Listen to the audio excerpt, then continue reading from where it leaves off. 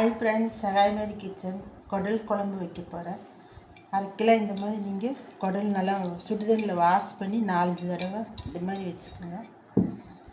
இது கறி மசால் தூள் சிக்கன் செட்டிநாடு மசாலா 2 ஸ்பூனு, மல்லித்தூள் 1 ஸ்பூனு, கரம் மசாலா 1/2 ஸ்பூனு, மிளகாத்தூள் 1 ஸ்பூனு.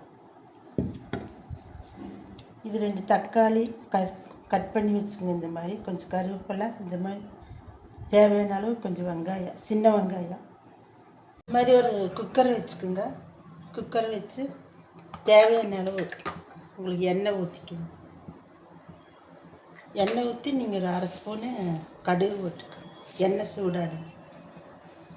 கடுகு போட்டு வெடிக்கணும். கடுகு வெடிச்சது நீங்கள் இந்த வெங்காயம், தக்காளி, கருவேப்பிலை எல்லாம் போடணும்.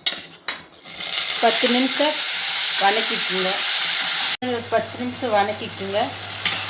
வதக்கிட்டு இந்த பொடியெல்லாம் இதில் போட்டு பொடி போட்டு ஒரு 2 நிமிஷம் வதக்கினா போதும். வதக்கிட்டு நீங்கள் இந்த குடலை இதில் போடணும். இதில் போட்டு ஒரு 5 நிமிஷம் வதக்கிக்குங்க. வதக்கி கொஞ்சம் தண்ணி ஊற்றிக்கணும். வதக்கிட்டு ஒரு 1/2 ஸ்பூன் மஞ்சத்தூள் போட்டு உங்களுக்கு தேவையான அளவு உப்பு போட்டுட்டு 2 பீஸ் தேங்காயும் 5-6 முந்திரி பருப்பு போட்டிருக்கேன். இது மிக்சியில் அடித்து இதில் ஊற்றணும். இந்த மாதிரி நீங்கள் பேஸ்ட்டுவால் அரைச்சி இதில் ஊற்றணும். தண்ணி உங்களுக்கு எவ்வளோ அளவு தேவையோ அவ்வளோ ஊற்றிக்கிங்க. இது மூடி வச்சு ஒரு 7 விசில் விட்டுருங்க. இப்போது காரெல்லாம் பார்த்துட்டு மூடி வச்சுக்கணும். இந்த மாதிரி திறந்து வாங்க. ஆட்டுக்குடல் குழம்பு ரெடி ஆயிடுச்சு. இது கொஞ்சம் கருவேப்பிலை பச்சையாக நீங்கள் இப்படி போட்டுக்கோங்க. போட்டு 2 ஸ்பூன் தேங்காய் எண்ணெய் ஊற்றி இறக்கிட்டு அவ்வளோதான், குழம்பு ரெடி ஆயிடுச்சு. இந்த மாதிரி செஞ்சு சாப்பிடுங்க. நல்லா ஈஸியாகவும் இருக்குது.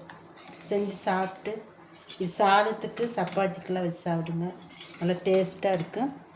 உங்களுக்கு ஈஸியாகவும் இருக்குது. இது மாதிரி நீங்கள் செஞ்சு சாப்பிட்டு எப்படி இருக்குன்னு எனக்கு கமெண்ட் பண்ணுங்கள், லைக் பண்ணுங்கள், ஷேர் பண்ணுங்கள், சப்ஸ்கிரைப் பண்ணுங்கள் ஃப்ரெண்ட்ஸ். தேங்க்யூ.